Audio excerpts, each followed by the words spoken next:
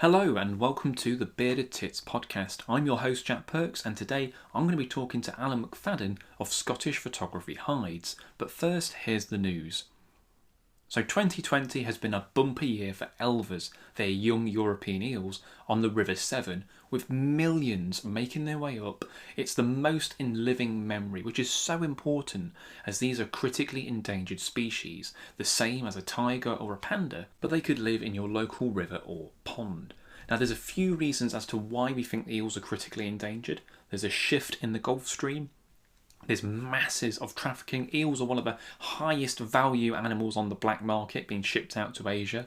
There's also global warming. Barriers are a major issue. Invasive species, predation.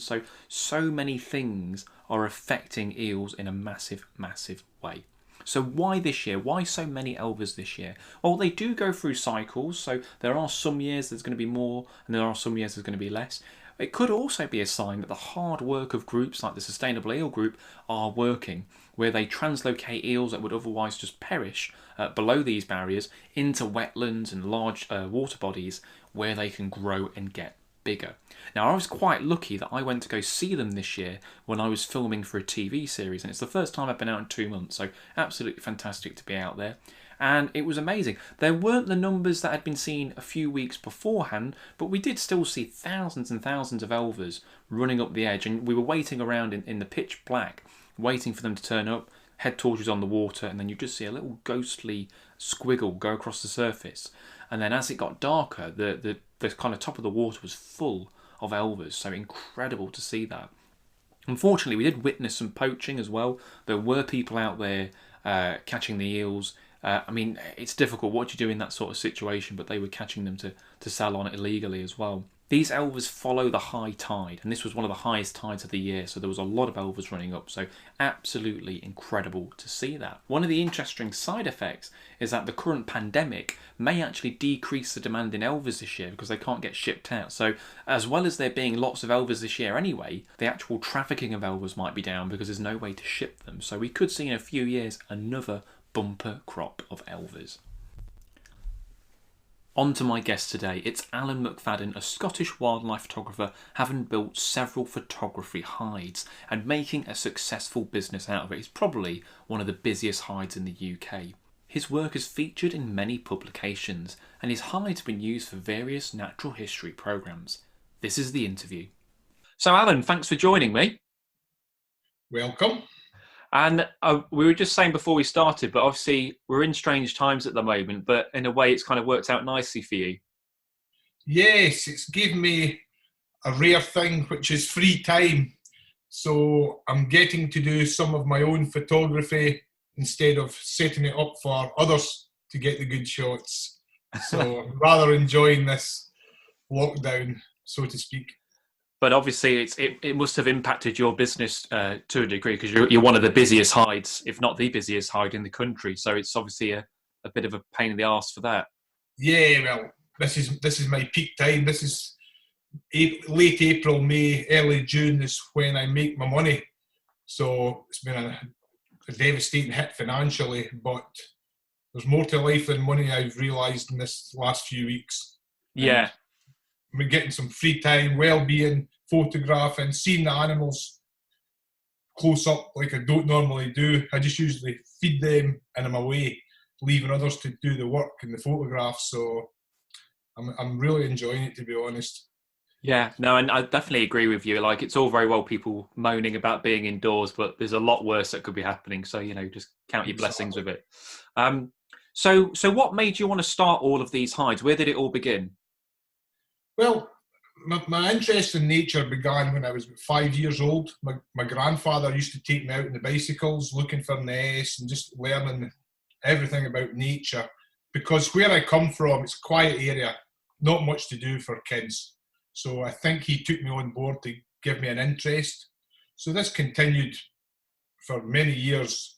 Then I started fishing. I became I'm a very addictive person, me. If I get my teeth into something, I just don't stop and I give it my all. So anyway, to cut a long story short, I went to Spain catfishing, got a really bad back injury when I was in Spain. They're big, those catfish, aren't they?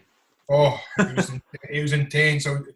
Just one after the other, and I had a dodgy back before I went, but that just finished it, and I got sciatica, and so that was that.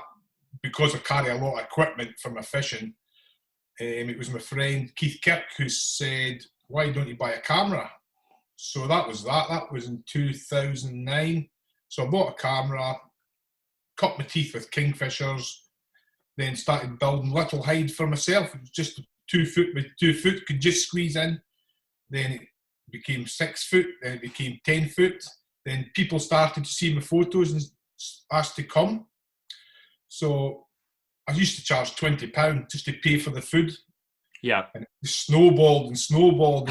More people were coming. So it just evolved from that, really. Then new subjects came into play, and it just kept going and going. And it's still going. Yeah, that's what you want. So you've got all these different subjects. Have you got a favourite one? Is there one that stands above the rest for you? It'll probably always be the kingfisher, because it's where it all started for me. My first wow moment in my birding when I was a kid. And it's one of these birds, every time it lands in the perch, you're like, wow. Whereas my sparrowhawks and that, I still enjoy it, but it's not the wow factor, if you know what I mean.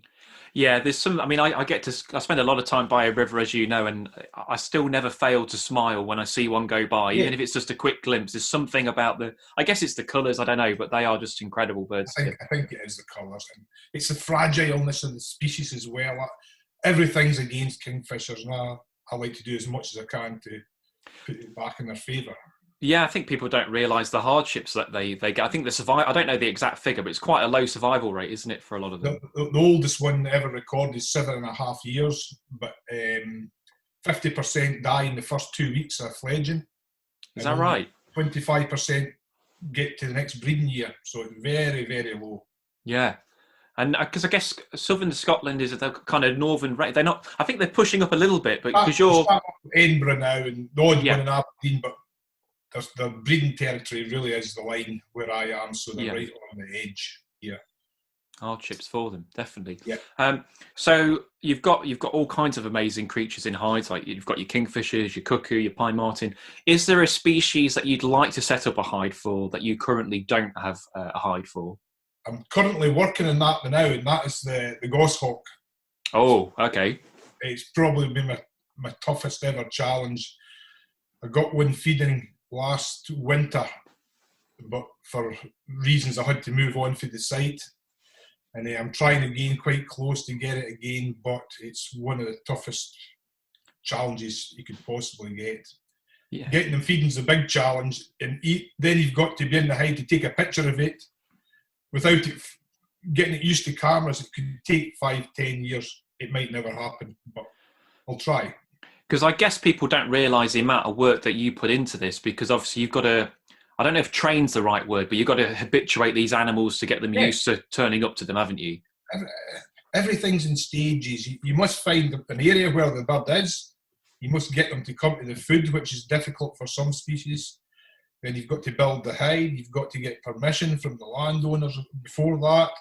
Then you've got to get it in every day to make your business work, because people come, don't get a photo, word spreads quickly that that's not a good hide, that's rubbish, that hide. I did it with a buzzard once. I opened it too early and it never recovered, just simply because, but it's every day. There's no, I'll go tomorrow. I go every day to all my hides. Yeah, there's a lot of work in there. It's funny you say that about the buzzard, because I remember visiting your sparrowhawk hide, and you mentioned, the buzzard will probably come down and nick the food, and it did more or less straight away. So you had quite a good buzzard there. Yeah, it's still there, that one. It's still causing me good problems, I should say. Yeah, well, there's such a difficult species to photograph. I mean, as soon as if I see one on a fence post, I'll park my car and just poke the camera. Doesn't want to know, but your common bird are the most wary of the lot. Yeah. Yeah, but your buzzard was great. He's pretty much sat there, smiled, and got a couple of shots. So that was fantastic. These hides do attract some criticism, and you'll get people that find it repetitive. But is it a case of just being inventive or innovative when you're taking the shots in these hides, or like Yeah, what? it's difficult to keep thinking a new subject and new ideas for the same subject. I'm in bed at nights thinking of what can I do to try and get flight shots, different perches, different settings. So I'm always constantly working at my hides so that there's new perches, new backdrops and things like that. But some do get difficult. For instance, I was photographing Stone Shark today, 10 minutes, and got everything I needed. You know what I mean? I've got flight shots, I've got it in the perch. So these kind of subjects are tricky to think of new things, new ideas. Yeah, definitely. I mean, it's easy because I guess you see lots of photographers taking the same subject, sometimes on the same stick, but for them, they might not know that, and they love getting these kind of shots. And I've noticed some photographers have a real axe to grind with these hides, but they offer opportunities that wouldn't be possible for some. So the way I look at it, for example, you might get amateurs who don't have a lot of time. Maybe they've got busy jobs, they can't spend hours and hours that they'd like to, and maybe they have a weekend free, and you're offering them something that ordinarily they wouldn't be able to get. Or exactly, like a doctor or something working 100 hours a week, he's no time to go exploring. I've got disabled people. I had a Down syndrome kid the other week there. His face when the kingfisher came, it just makes it all worth it. And these opportunities, they just don't get, they would never get at a public hide where you maybe get ducks and things like that, but to get these iconic key species, they're not easy to get. No. I know the work that's involved. And it's a fast life we live in nowadays. It's a fast world, and people simply haven't got the time or the knowledge, some people, just because it's tricky, some of them, to get them in. It's not just a case of food out and they come. Yeah, I know, and I'm glad you mentioned disabled photographers, because that was another thing I was going to say. There'll be some people that just accessibility to some remote places, it's going to be a lot more difficult or not possible. And again, you're offering something that someone's having this amazing opportunity to see the animal and have a good chance of seeing this animal. Yeah. The new kingfisher hide are built specifically for disabled people. You park right at the door, and it's 2 steps, and you're in. So it's ideal. Yeah, and I found, because originally, I mean, like for many years, I wouldn't say I was against these sort of the pay-per-view hides. I'm trying to think of the right word to do it, but these sort of pay-per-view. But it's just something, it's not really my cup of tea. But then just before I came up to yours, I had a commission from the Woodland Trust, and they said that they gave me a list of animals and they wanted a sparrowhawk.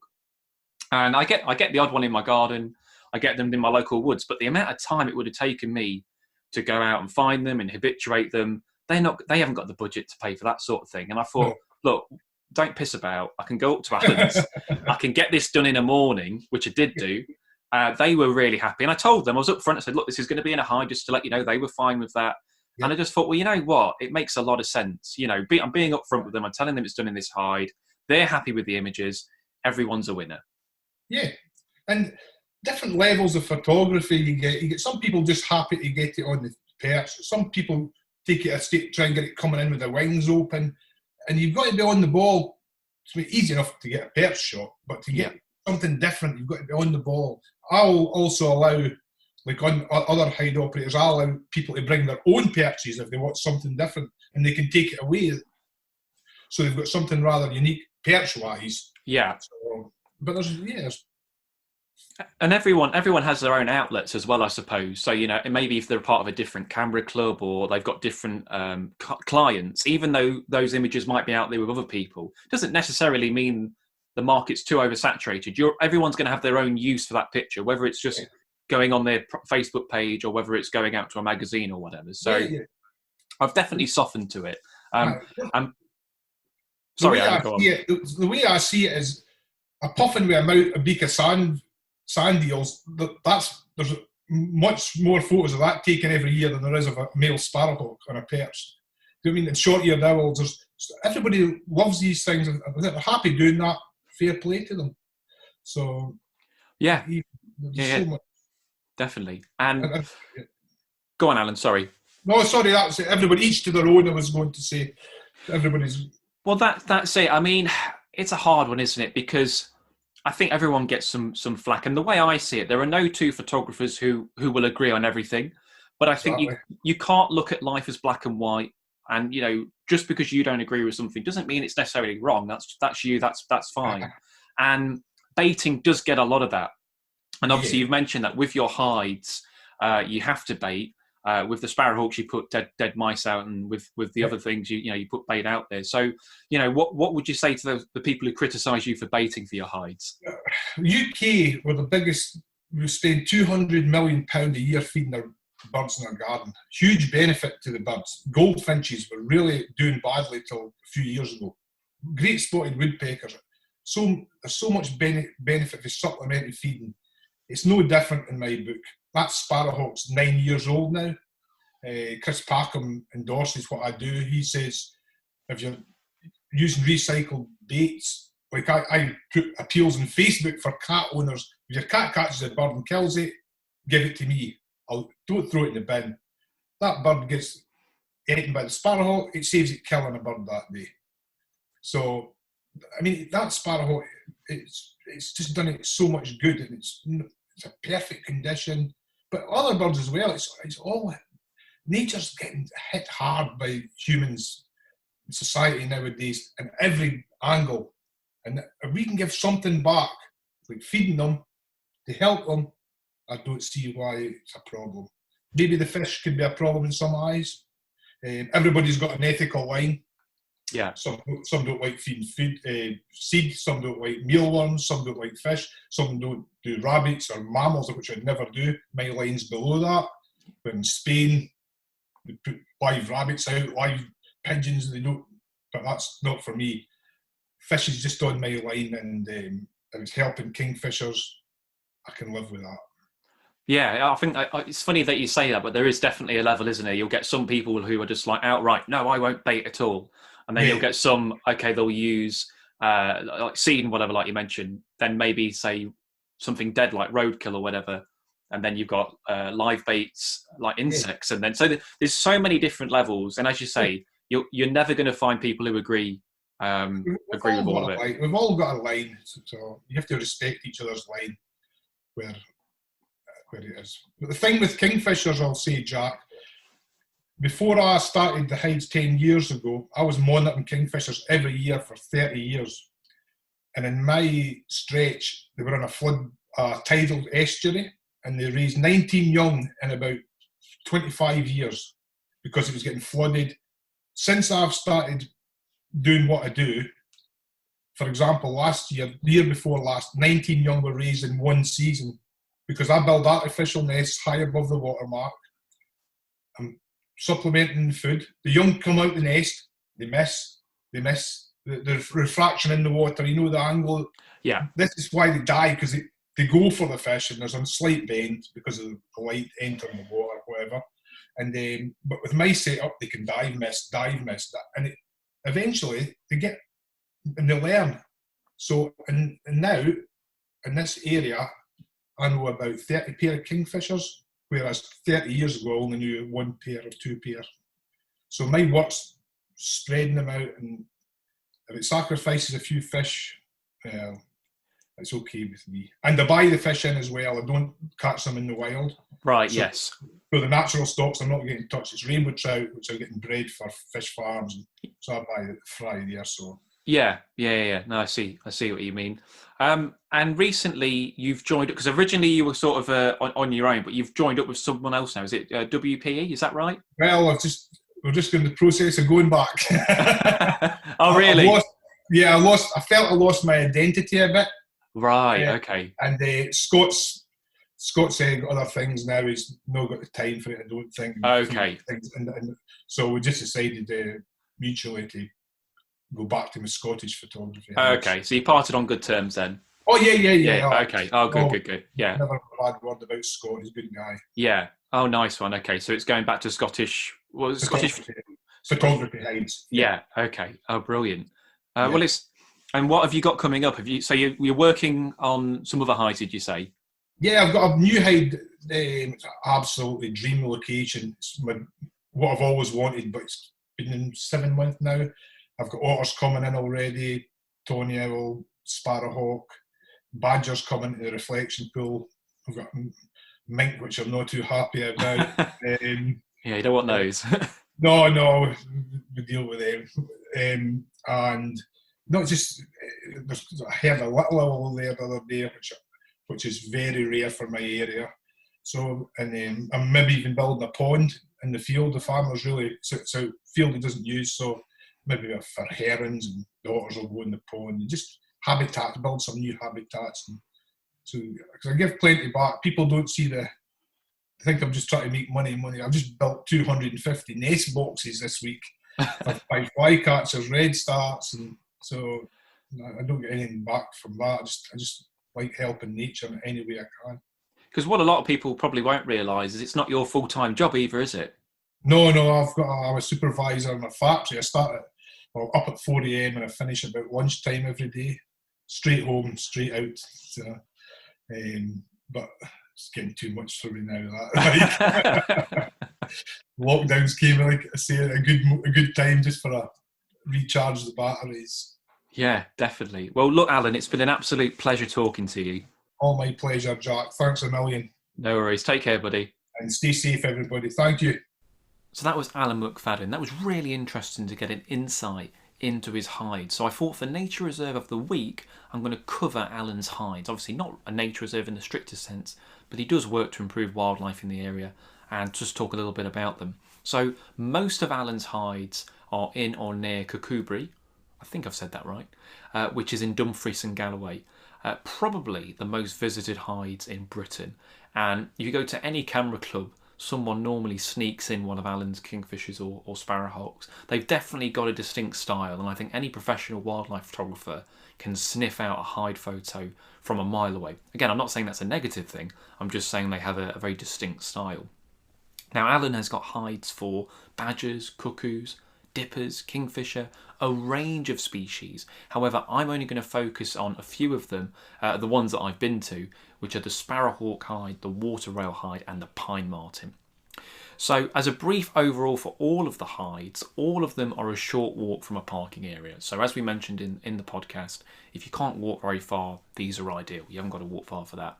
The hides themselves are pretty basic. They're to the point. You just turn up, you sit in these kind of wooden sheds, you take your pictures. So there's no loos nearby or heating or anything like that. So make sure you kind of got all your creature comforts in terms of warm clothes and food and all that sort of stuff. But you're there to take pictures at the end of the day. So, you kind of do what you expect. For the sparrowhawk hide, he puts out dead mice to attract the male in, but you also have a chance of things like buzzard, occasionally kestrel, maybe even a red kite. So you've got various birds of prey, and it's probably the best chance you've got of getting a male and a female sparrowhawk. I can't think of many places where you've got nothing's ever guaranteed in wildlife photography, but you've got a pretty decent chance. The first time I turned up to his sparrowhawk hide, I spent a morning in there on my way up to Shetland. And this is a brilliant thing with Alan's hides, because they're in southern Scotland. If you're making your way up to the Cairngorms or somewhere else, it's a great spot to kind of just stay for a night, maybe do a hide or two, and then carry on your way and break up your journey. And that's what I did. On my way to Shetland, I stopped at Alan's hides. So I only spent a morning there, didn't get the sparrowhawk that time, but then I went back for my Woodland Trust commission, and then I did get the sparrowhawk, got it several times. So that was brilliant. As well as other birds of prey, you get red squirrels. So, I mean, it's worth going just for the red squirrels. They turn up in the morning, they jump around. If you want to get the classic jumping red squirrel shot, this is a really good place to get that. And you can get some nice portraits. The squirrels are not necessarily tame, but, you can move around the hide. They're not too bothered. And just a plethora of birds as well with the feeders out there. Jays, greater spotted woodpecker, siskin. I got a brambling when I was there, the first time I've ever seen a brambling. Coal tits, great tits, you name it. So even if the sparrowhawk doesn't turn up, there's so much more to photograph there. The water rail hide is slightly different because that's pretty much all you're going to get there. It's just a water rail. And hide is probably a bit generous because what it is a big mat that you lay down on, kind of a cushion.